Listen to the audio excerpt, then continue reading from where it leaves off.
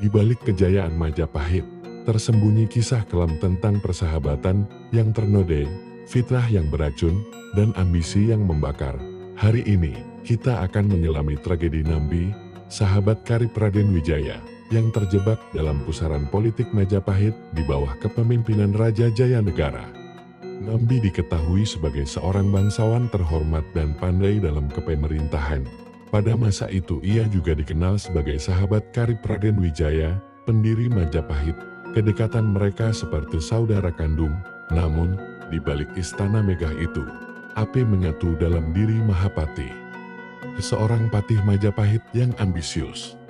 Nambi adalah pemegang jabatan Rakrian Patih pertama dalam sejarah kerajaan Majapahit. Ia ikut berjuang mendirikan kerajaan tersebut, namun kemudian gugur sebagai korban fitnah pada pemerintahan Raja kedua Majapahit, Jayanegara. Para Raton dan Kidung Panji Wijayakrama menyebut Nambi sebagai salah satu abdi Raden Wijaya yang ikut mengungsi ke tempat Arya Wiraraja di Sumenep lama-lama Sumenep. Ketika kerajaan Singasari runtuh diserang pasukan Jayakatwang tahun 1292, sedangkan menurut Kidung Harsawijaya, Nambi adalah putra Arya Wiraraja yang baru kenal dengan Raden Wijaya di Sumenep. Para Raton mengatakan bahwa Nambi adalah seorang putra Arya Wiraraja yang telah menjadi sahabat Raden Wijaya sejak menjadi salah satu panglima di Singhasari. Kidung Harsawijaya mengisahkan pula, Nambi kemudian dikirim ayahnya untuk membantu Raden Wijaya membuka hutan tarik di perbatasan antara Kabupaten Sidoarjo dengan Kabupaten Mojokerto menjadi sebuah desa pemukiman bernama Majapahit, yaitu tepatnya di kota Mojokerto tepi Sungai Brantas. Kisah ini berlawanan dengan Kidung Panji Wijayakrama dan Kidung Ranggalawe yang menyebut nama putra yang dikirim Arya Wiraraja adalah Ranggalawe, bukan Nambi. Para Raton selanjutnya mengisahkan, pada saat Raden Wijaya menyerang Kadiri pada tahun 1293, Nambi ikut berjasa membunuh seorang pengikut Jayakatwang yang bernama Keborubo. Dalam berbagai medan perjuangan, Nambi diceritakan seorang yang mempunyai kecerdikan administrasi dan intelektual, sehingga pada masa Majapahit berdiri ia dipercaya menjadi seorang Mahapati pertama kerajaan ini. Kematian Nambi terjadi pada tahun 1316, kisahnya disinggung dalam Nagara Kertagama dan para Raton, serta diuraikan panjang lebar dalam Kidung Sorandaka. Dikisahkan pada masa pemerintahan Jayanegara, tahun 1309 sampai tahun 1328, putra Raden Wijaya, Nambi masih menjabat sebagai patih. Saat itu ada tokoh licik bernama Mahapati yang mengincar jabatannya. Ia selalu berusaha menciptakan ketegangan di antara Jayanegara dan Nambi. Para Raton mengisahkan, setelah kekalahan Jayakatwang tahun 1293, Raden Wijaya mendirikan kerajaan Majapahit dan mengangkat diri menjadi raja dengan gelar Sri Kertaraja Sajayawardhana. Jabatan patih atau semacam perdana menteri diserahkan kepada Nambi. Berita ini diperkuat oleh Prasasti Sukamerta tahun 1296 yang membuat daftar nama para pejabat Majapahit, antara lain Rakrian Patih Empu Nambi. Mahapati iri dengan kedekatan Nambi dengan Raja Jayanegara.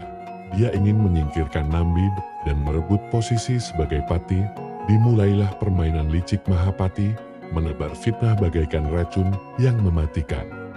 Fitnah Mahapati menciptakan api kecurigaan yang membakar kepercayaan Raja Jayanegara. Nambi, tanpa disadari, terjebak dalam permainan politik yang kejam. Raja Jayanegara, yang dilanda fitnah Mahapati, memerintahkan pasukan Majapahit untuk menyerang Sumenep dan menangkap Nambi. Mahapati senang dengan perintah ini. Melihat peluangnya untuk menyingkirkan Nambi semakin terbuka. Nambi, yang terkejut dengan serangan pasukan Majapahit, mencoba menjelaskan kesalahpahamannya kepada Mahapati, akan tetapi Mahapati yang ambisius tak mau mendengarkan, dan pertempuran pun tak terhindarkan.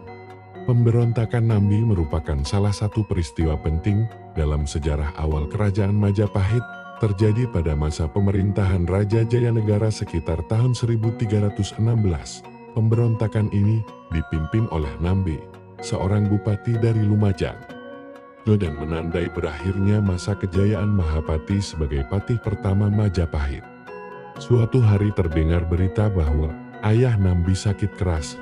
Nambi pun mengambil cuti untuk pulang ke Lamajang nama-lama Lumajang. Sesampai di sana, ayahnya telah meninggal. Mahapati datang melayat menyampaikan ucapan duka cita dari raja. Ia juga menyarankan agar Nambi memperpanjang cutinya. Nambi setuju. Mahapati lalu kembali ke ibu kota untuk menyampaikan permohonan isinya. Akan tetapi di hadapan raja, Mahapati menyampaikan berita bohong bahwa Nambi menolak untuk kembali ke ibu kota karena sedang mempersiapkan pemberontakan. Jayanagara termakan hasutan tersebut. Ia pun mengirim pasukan dipimpin Mahapati untuk menumpas Nambi. Nambi tidak menduga datangnya serangan mendadak. Ia pun membangun benteng pertahanan di Gending dan Pejaraka. Namun keduanya dapat dihancurkan oleh pasukan Majapahit. Akhirnya Nambi sekeluarga pun tewas pula dalam peperangan itu. Babat Pararaton menceritakan kejatuhan Lamajang pada tahun Saka Naga Nahut bulan naga menggigit bulan, dan dalam Babat Negara Kertagama disebutkan tahun Muktiguna Paksarupa. Yang keduanya menunjukkan angka tahun 1238 Saka atau tahun 1316 Masehi.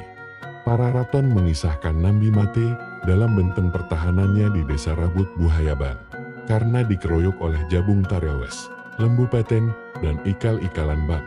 Sedangkan menurut Nagara Kertagama, yang memimpin penumpasan Nambi bukan Mahapati, melainkan langsung oleh Jayanagara sendiri.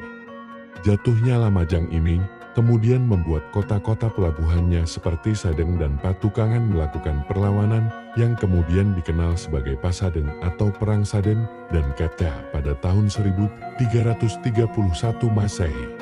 Pemberontakan Nambi merupakan peristiwa penting yang menunjukkan perubahan politik pada masa awal pemerintahan Raja Jayanegara. Meskipun pemberontakan ini menyebabkan kekacauan, hal ini juga membuka jalan bagi kebangkitan Gajah Mada dan era keemasan Majapahit. Tentang meninggalnya Mpu Nambi sendiri, ada dua pendapat yang sama kuatnya, di mana pertama Nambi meninggal di daerah bernama Randu Agung, karena ada sebuah situs bernama Candi Randu Agung di Lumajang, yang dipercaya masyarakat sebagai tempat perabuan Nambi.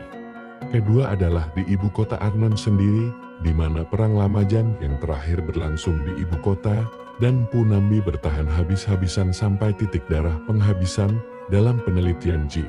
Mageman diberitakan bahwa di situs Biting terdapat komplek percandian Raja-Raja Lamajang.